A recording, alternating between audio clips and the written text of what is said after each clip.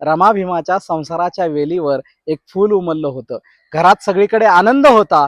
त्या आनंदी आनंदामध्ये अनेक शेजारी पाजारी यायच्या, बाया यायच्या, त्या लेकराला खेळवायच्या. कुणी त्याला केशव म्हणायचं, कुणी माधव म्हणायचं, कुणी हरी म्हणायचं, कुणी गोविंद म्हणायचं. अशी वेगवेगळी नावं त्या लेकराला ठेवत होते. आणि घरामध्ये त्या लेकराचं नाव काय ठेवायचं ह्याची चर्चा बायकांमध्ये चाललेली असायची. एक दिवस ही चर्चा होऊन सगळ्या बायका बाहेर गेल्या.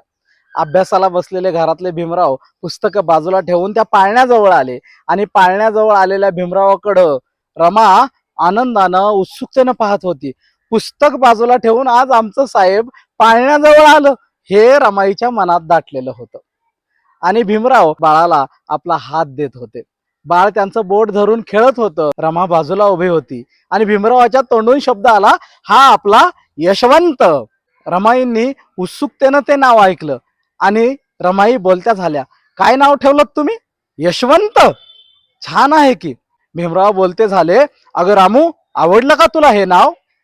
रमाई म्हणाल्या, हो हो, छान आहे, आवडलं मला आणि सगळ्यांनाच आवडेल. जसं रमाई हे बोलल्या तसे भीमराव बोलले, रामू, तुला किंवा कोणाला आवडावं म्हणून मी याचं नाव यशवंत आहे सांगितलं नाही. अगे रामू, आपले कुळपुरुष होते महात्मा ज्योतिराव फुले, सावित्रीमाई. त्यांनी एक पुत्र दत्तक घेतला होता आणि त्यांनी त्या दत्तक पुत्राचं नाव ठेवलं होतं यशवंत. आणि त्यांचीच आठवण म्हणून या आपल्या पुत्राचं नाव आपण यशवंत ठेवलंय. त्याच सावित्रीमाई आणि ज्योतिरावांसारखं आपण आपल्या लेकराला घडवू आणि वाढवू.